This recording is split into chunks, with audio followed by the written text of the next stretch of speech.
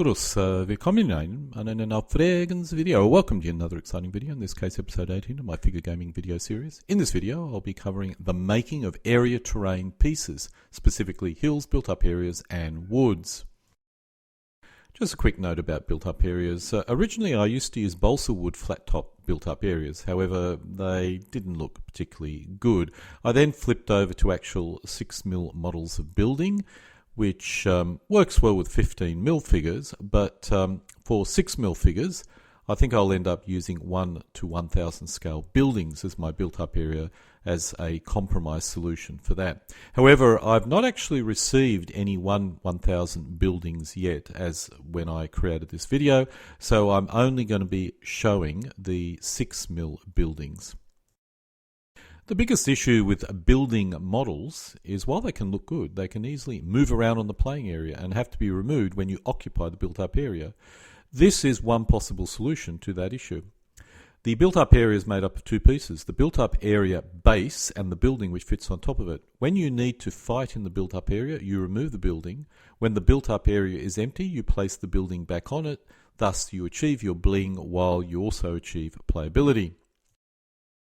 This is the smallest built-up area I use, which is a 4cm square base and a model on it, which is a 3cm square base on a mounted base in this particular case. Now, this setup I typically use for 15mm Napoleonics and Ancients, and I don't use the 4cm square base for 6mm. I only use a 3cm square for 6mm. The next size of built-up area is my 6cm square base, which in this case has a building with a 4cm base on it. These are larger buildings, so they need a larger base to fit on. I also have 9cm square, 12cm square, and one huge 24cm square base. These bases accommodate more than one building on them, and the largest one has a road running through them. I was toying with the idea of making a diorama, but the result was too inflexible for play. Again, these built-up area sizes do depend on the scale of your playing area and the kind of rules you use. These days I gravitate towards refighting entire Napoleonics or Ancients battles. As a result, most or all my built-up areas tend to be just 4cm square. And for 6mm battles, where I've gravitated towards a battalion or company scale, the built-up areas tend to be 3cm square. But the point here is to show you how you can build these. You, the player, will determine the sizes based on the rules that you want to use. All the buildings have a thin felt base, so when they're placed on a built-up area base, they stay firmly in place. This is a bit optional, but does stop your buildings flying around and someone bumps the table. What is more important is the actual built-up area base, which also has a layer of felt. This means when placed on a flocked playing area, it stays firmly in place, even if the playing area is bumped. As with all my MDF pieces, the edges are rounded. I normally spray the base and glue woodland fine ballast on it. I'm not 100% happy with this, and what I did now is I colour the base a more road or tar colour, sort of a dark or a light grey, and I use a finer grain of woodland. But once again, players will determine the colour and the kind of base or ballast they wish to actually glue on it. I have to admit the felt base does add some height, but as long as you keep it as thin as possible and the colour matches the playing area, it will not be noticeable, which is really the main objective. This is an example of a large 24cm square built-up area with buildings on it. While I do like these diorama terrain pieces, I must admit rarely ever using it, both because of its size and complexity. I suppose this would be quite good for a skirmish or a squad scale set of rules. This shows a top-down view. All the buildings can be moved around as required when fighting occurs in the built-up area. I only ever used this once, and while I had it well defended with infantry, my opponents basically avoided it and still won. It was then I realised that unless you're fighting a specific urban scenario, large built-up areas tend to be ignored, as they would in an actual mobile situation. The actual built-up area piece of MDS is also felt-based, so it stays firmly on the playing area, which in my case tends to be turf-flocked, or it could even be felt playing area. The buildings on it are also felt-based, so they stay firmly in the built-up area where you place them. The MDF board is sloped to the edge and covered with woodland ballast. In this case, there are two colours here. Looking on the internet, I have to admit I was greatly inspired by this kind of playing area, which I personally feel is magnificent. Additional information concerning this can be found at All Hell Loose URL, co.uk. It's listed at the end of the video. However, alas, I'll need to be happy with my little 24 centimetre square playing area if I want to try and achieve something even vaguely similar to this. While I'm not actually showing any examples in this video, I think that these built-up area models will work the best, particularly for 6mm.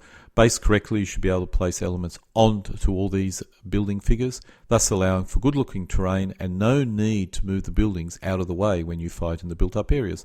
Once I received my models, which I did, and painted them and based them, I'll find out if my guess is correct or not, and as it turned out, my guess was correct, and this is pretty much the only type of built-up areas I use for 6mm modern World War II, Napoleonics or Ancients. For woods, I use woodland coarse turf on top of one of my area terrain pieces. This shows a test run. I need to spray a solution of diluted PVA glue onto this. The elements can simply be placed on top of this area terrain piece. I'm using this with my 1 in 1000 scale buildings. If I use my 6mm buildings, I tend to use a felt piece with lichen on it. Although I must admit, these days I pretty much abandoned my lichen and I use this kind of built-up area or woods for pretty much all my woods terrain pieces, even if I'm playing 15mm Napoleonics or Ancients. This shows a completed woods area terrain piece, in this case 12 centimetre square. I also use rectangles of 12 by 6 or 12 by 9. The elements are simply placed on top of this terrain piece. They're in a woods. As with all my terrain pieces, the base has felt on it so it stays firmly in place on the playing area. This shows a close-up. I use woodlands underbrush, of which I typically use these days two colours, a light green and olive green. You could use dark green as one of the two as well. Creating this can be slightly tricky as you first need to prepare an MDF area terrain piece. Initially I used flock on it. These days I don't even bother putting flock on it, but players can decide. It depends just how deep or how dense the underbrush is on top of it. If the underbrush is going to show the base underneath, you'll have to flock the area terrain piece. If it doesn't, you can choose not to. You can see a hill in the background, which is what the woods area terrain piece looked like before I applied the underbrush in this particular case. When placing the underbrush on top of the area terrain piece, you need to apply a very thick layer of PVA glue to the area terrain piece. Unlike the fine turf, which only needs a very thin layer of glue, this needs a lot of glue. You then spread the underbrush over this, lightly pressing down the underbrush and then adding some more on top. Leave to dry for 24 hours. I normally leave it to dry in a plastic box and then use a brush, lightly brush off the loose underbrush flock. Make sure you do not remove too much and ensure the edges go beyond the edges of the MDF board, as you can see here. Now you give it a very liberal spray of watered down PVA group. Ensure the density of the solution is not too watered down. I originally use a 50-50. These days I typically use about a 30% glue, 70% water. Players can decide what's best for them. Once this has fully dried, the underbrush should remain glued firmly to your MDF board. I must admit bits may come off, so this will leave a bit of a mess when using it for the first few times, but if you've glued everything correctly, it should stabilize fairly rapidly. In addition to specific woods, I also create minor foliage terrain pieces such as wheat fields. Wheat fields could provide observation cover for troops on foot, although would be less useful for vehicles. In this case, I use a smaller area terrain piece, normally 9 centimetre square, and cover it with woodland coarse turf. This shows an example of my wheat field. I'm not very happy with this, and it probably looks more like a brush, so I'm looking at using static grass for this type of terrain. But there's a wide range of different types of foliage-based terrain you could create if you want to use different types of woodland foliage, either coarse foliage or underbrush or whatever you wish or have discovered. Woodland offers about 6 different types of coarse turf. In the foreground is an olive green or perhaps light green field. I have one 9cm square of each colour and find that that's all that I require to depict fields, which may have an effect on the game. I rarely use more than a few in a game. Once again, the size really is dependent on the rules you use. These days I tend to gravitate to battalion company for micro armour, so I typically only use terrain pieces which are 1 base width deep and 2 base widths wide. This shows examples of 2 more different coloured coarse turf terrain pieces. One point I wish to make is road alignment. My built-up area piece on the left uses 3cm wide roads. This is to allow me to place elements in it without needing to move houses or buildings. The road needs to align with the playing area road, or it really should align if you want to make it look good. I have smaller built-up area terrain pieces with 2cm wide roads and 1cm wide road, but I can find it hard to line up with the roads on a playing area sometimes when I use the smaller size. This is not really important, but does help to enhance your playing area so it looks closer to diorama. So take a careful note of road size and make a decision what is optimal for you. For hills, I use my rounded edge area terrain pieces flocked and with a felt base. The edges need to be painted green, but otherwise matches the base terrain in this particular case. In this example, we see a 2-layered hill. This was one of my early hills when I used wood putty to give me the second layer slope. My current hills all have the slope grinded into the MDF layer, which I find easier as I now use a drill with a grinding bit which does this really easily.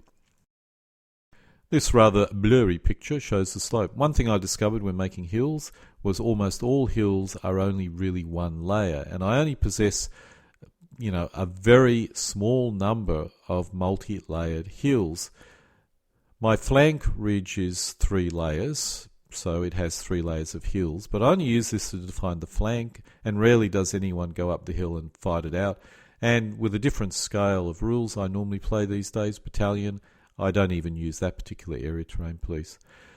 It is difficult to see here, but you'll notice the base of the hill has a layer of dark green felt. The felt I use matches the green I use for my flock, as well as being as thin as possible. This type of terrain is designed to look realistic, so you need to expend a bit of effort ensuring the felt is as invisible as possible. The reason why I use a felt base is, once again, to prevent the hills moving around. In Macbeth, the forests can move around, but no hills were moving, thus you need to make sure the terrain stays firmly in place as you play a game. One area which did catch me out was how easy it was to accidentally leave bare patches. This may not be a major issue if you spray the terrain piece of green which looks similar to the flock, which means you don't see it very much. But then on the other hand, by not being able to see it very much, you can quickly create these bare patches, and that may annoy you. In this particular case, I'm going to go back and re-flock these bare patches because I prefer to have flock right across the area terrain piece. But I must admit, if I decided not to do it, very few people would notice. When I particularly mainly played platoon or squad scale World War II and Cold War gaming, these are the sizes of area terrain pieces I commonly use, such as a 9x9, 12x12, 6x9, 6x12 and 9x12 centimetre hills. These days, because I mainly fight battalion scale, as I said before, all my terrain pieces typically 1 element deep and 2 or 3 elements wide. The main time I use multi-layered hills is on the flank, and this shows you a 3-layered hill close up. In this case, I consider this hill as rough terrain, so it has a high concentration of brown in it. As long as you can tell what's rough and what's not rough, you will be okay in the game. I have created 4 of these 12-inch long terrain pieces which can be used to cover an entire flank on a 3x4 foot playing area.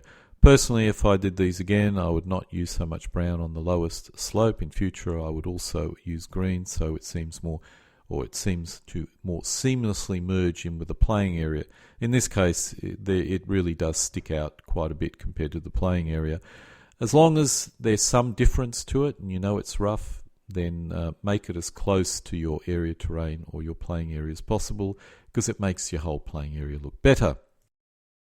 So this concludes my episode 18 of my figure gaming video series, in this case providing an overview of how to make a range of area terrain pieces, specifically built up areas, woods and hills. Alle guten Dinge kommen zu einem Ende.